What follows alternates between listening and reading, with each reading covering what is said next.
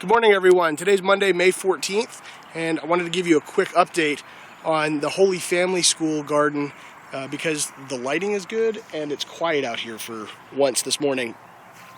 Starting off at the north row, where we have all of our melons and cucumbers planted, you can see that we have flowers already on these plants. I can't tell which variety they are until the fruit forms, but we'll either have Marketmore 76 cucumbers or Tigger melons, which as they shoot out, we'll trellis them up these structures which we built, and then we should have a whole lot of fun vegetables to eat this summer. They're actually planted along the drip line for the hose, so it kind of makes a funny S pattern throughout this particular bed. You can see here we have a whole lot of flowers going, which means we're going to have a whole lot of cucumbers here in about 2 weeks. Over on our tomato row, things are going great. These stringers are not yet being utilized because the tomato plants need to get about 6 inches taller before we can weave them into them. In the interim, we put the tomato cages that were left here from the previous garden, and the tomatoes have taken to them real well. In fact, here's our Brandywine tomato plants amidst all these other ones that were donated by Creative by Nature and Michael O'Keefe, and they have all taken. We put like 180 plants in the ground, and we were able to do that because of the way that these rows were designed. It's a large mound, so we get a lot of surface area and we have a lot of space for root mass underneath, which means we can plant the plants very densely, allowing them to grow together and leverage a lot of the same structure to lean on each other, and then we should still be able to get a substantial harvest off of this by probably about 45 to 70 days from now. Over on this row is where our lettuce is going, and it's coming along very nicely. We're going to get some new seeds of lettuce for the first time over here, and what I wanted to show you guys amidst all the weeds that are going out here is this plant.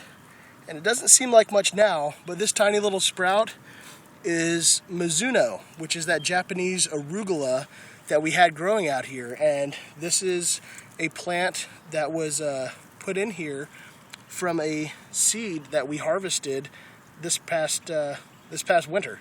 So it's kind of cool that we've come full circle in less than 12 months on this garden, going seed to seed with the Mizuno lettuce. And as you can see, the rest of the stuff here, all of this will be able to go to seed. This Swiss chard, which has gotten very large over this past weekend, this will all eventually go to seed as well, and we'll be able to replant it. But in the meantime, the kids come out here just about every day and cut this stuff and eat it, and they love it. And it's so cool because there's no pesticides on anything, which means you can pick it and eat it and you don't have to worry about it. Over on this row, these are snow peas, and these are absolutely amazing. I cannot get them to grow like this at my house. Whoever prepared the soil a couple years back really did a good job. These things have gone above the trellis that we put in, and you can see hundreds and hundreds of these little peas hanging off of here.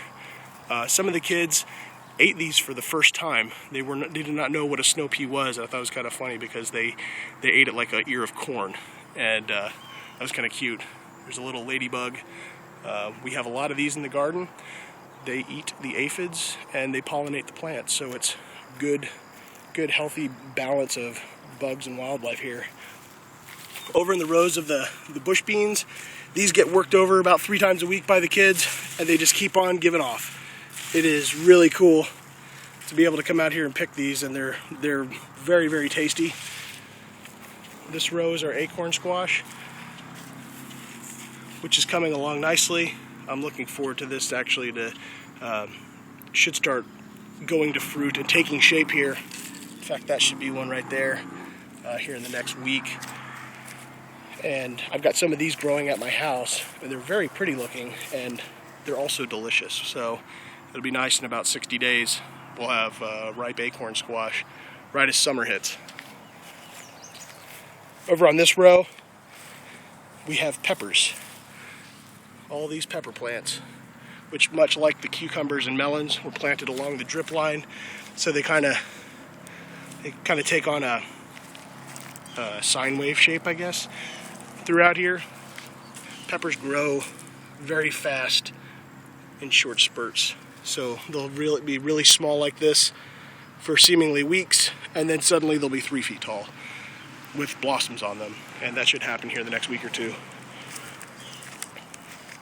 The last row of the garden is root crops.